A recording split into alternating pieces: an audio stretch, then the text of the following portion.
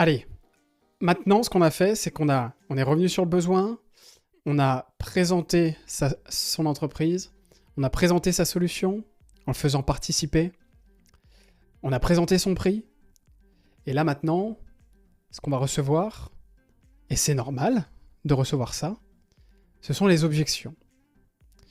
Et si vous ne recevez pas d'objections, c'est là où il faut se poser des questions. C'est là où c'est pas normal. Comme je vous ai dit avec l'histoire du rendez-vous que j'avais fait, aucune question, aucune objection, silence radio, on n'en entend plus parler. Ok ? Là maintenant, on va voir les objections. À certains moments, tes prospects vont te mentir. On est tous comme ça. On ment. Surtout quand on est face à un commercial. J'ai vu une conférence là récemment et un grand entrepreneur, un grand commercial disait qu'un jour il a eu un entretien avec un propriétaire immobilier. Il voulait acheter un appartement, il voulait déménager et il a fait une visite avec un propriétaire immobilier. Et dès le début, il savait que cet appartement, en le voyant, il n'allait pas lui convenir. Il était trop exigu, il n'était pas lumineux, ça convenait pas. Il voulait avoir un enfant, il n'y avait pas de chambre en plus. Bref. Mais le propriétaire, il était hyper content de son bien. Il était très content, c'était quelque chose d'émotionnel, de sentimental pour lui. Donc il lui a dit voilà, il y a tout ce que vous voulez ici, il y a même le quartier, l'appartement est magnifique. Et lui, ce qu'il dit, c'est écoutez, merci beaucoup pour la visite. Je comprends, hein. Votre appartement, il est bien, il est top. Je vais réfléchir et je reviendrai vers vous. Il savait très bien qu'il allait dire non. Mais qu'est-ce qu'il a dit ? Il a dit je vais y réfléchir. Pourquoi ? Parce qu'il ne voulait pas le blesser. Et donc il a menti. Donc tes prospects, à certains moments, vont te mentir pour ne pas te donner la vérité et ne pas te blesser. Il y a plusieurs types d'objections. Un, il y a l'objection classique. Écoutez, je suis pas intéressé.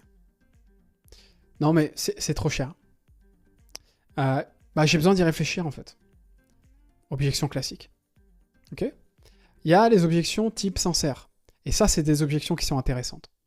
Parce que la personne a compris ce que tu proposes, elle a compris la valeur, mais elle se pose des questions sur la pertinence. Par exemple, moi, quand je vends, par exemple, de la prospection, écoutez, Anas, je comprends exactement ce que vous faites, c'est hyper intéressant, mais par contre, sur la qualification des contacts, nous, on a vraiment envie de savoir à quel point vous pouvez nous rassurer sur la qualification des contacts, parce que c'est là où on vous attend. Objection sincère. Elle a sûrement subi des mésaventures, cette personne, avant, ou des solutions similaires, et elle sait à quoi s'attendre, et elle n'a pas envie de réitérer sur des choses qu'elle a déjà vécues. Et après, on a les objections un peu difficiles, les objections qui mettent en difficulté le vendeur.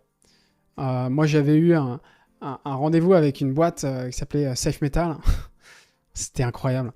En fait, cette entreprise, moi, j'étais venu avec une consultante qui avait un plâtre. D'accord ? Elle avait un plâtre, cette consultante. Mais par contre, elle était hyper intelligente, elle posait des bonnes questions, elle avait une roadmap très claire dans la tête, elle a rassuré le client, etc. Et donc on fait la présentation, tout se passe plutôt bien, etc. Et donc ils consultent d'autres entreprises et ils reviennent vers nous. Et moi, en tant que commercial, je sais que le suivi, c'est hyper important. Donc j'appelle l'acheteur, je dis bonjour monsieur, écoutez, voilà, on a échangé, etc. Quel est votre avis ? Quel est votre ressenti dessus ? Et il me dit, écoutez, votre solution est hyper intéressante. Elle est hyper intéressante, vraiment. Mais je me pose juste une question, là. Votre consultante, là, elle était emplâtrée, hein, et vous pensez qu'elle pourrait faire la mission avec des bonnes conditions ? Est-ce que ça mériterait pas une petite remise ? Et donc là, ça c'est une objection qui est difficile. C'est difficile parce que il joue un peu avec les émotions, et il joue un peu avec l'ego. Donc maintenant, je vais vous donner une méthode pour y répondre de manière systématique. 1, il faut accepter l'objection. Donc c'est une méthode qui s'appelle la méthode ACRA. Accepter l'objection. Ok, je comprends. Je comprends ce que vous voulez dire. Ça, c'est la première des choses à faire. Ensuite, il faut tenter de comprendre. J'ai besoin de comprendre, mais attendez. Bon, écoutez, je comprends ce que vous voulez dire sur le plâtre, et j'ai besoin de comprendre.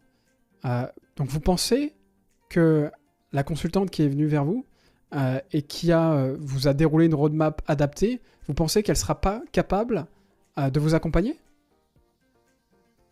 Donc là, j'essaye de comprendre. D'accord? Je réfute l'objection avec des preuves tangibles. Donc là, il faut réfuter l'objection avec des preuves tangibles.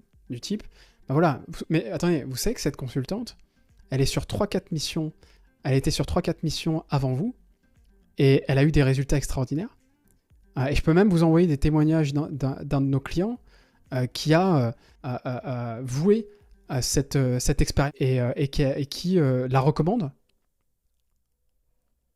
Et là, on envoie un accusé de réception. Un accusé de réception, c'est de dire, est-ce que vous avez compris? Est-ce que vous avez saisi? Ok? Là, je pourrais très bien dire, mais écoutez, pas de souci, je peux, comment dire? Est-ce que vous avez compris ce que je vous dis? Est-ce que vous la souhaitez toujours ou est-ce que je la réserve pour d'autres clients? Vous voyez? Accepter, tenter de comprendre, réfuter et envoyer un accusé de réception. Un autre exemple. Un acheteur dit écoutez, votre marque, elle ne m'inspire pas confiance. Et vous avez une réputation de piètre qualité. Et le vendeur, il dit il essaye de comprendre. Il dit ok, je comprends. Qu'est-ce qui vous fait dire ça? L'acheteur, il dit eh bien, mon associé, dans son ancienne entreprise, il avait votre matériel et il n'arrêtait pas de s'en plaindre. Il dit ok, donc il accepte. Je comprends tout à fait, monsieur Duracuir. Et il tente de comprendre. De quand remonte la collaboration avec votre associé et notre entreprise? L'acheteur, il dit il travaillait avec vous il y a 5 ans, je crois.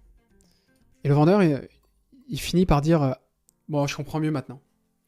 Bon, c'est vrai qu'à l'époque, on a traversé une phase difficile, avec des produits qui sont jugés médiocres par la clientèle. Jusqu'à ce que la société allemande Kraft, c'était il y a 3 ans. Et toutes les usines Alpha ont été transformées de fond en comble et équipées avec des chaînes de montagne. Tenez, pour vous le prouver, je peux vous montrer une vidéo de notre équipe qui travaille dur pour fournir des produits 25% moins chers que la concurrence. Est-ce que je vous ai rassuré sur ce point? Donc là, on voit qu'il a accepté l'objection, tenté de comprendre, réfuté l'objection avec des preuves tangibles et envoyé un accusé de réception. Voilà, donc là, on a vu une méthode pour vaincre les objections de manière systématique. Maintenant, ce qu'on va faire, c'est qu'on va conclure la vente et on va demander à conclure la vente, donc on va closer son client.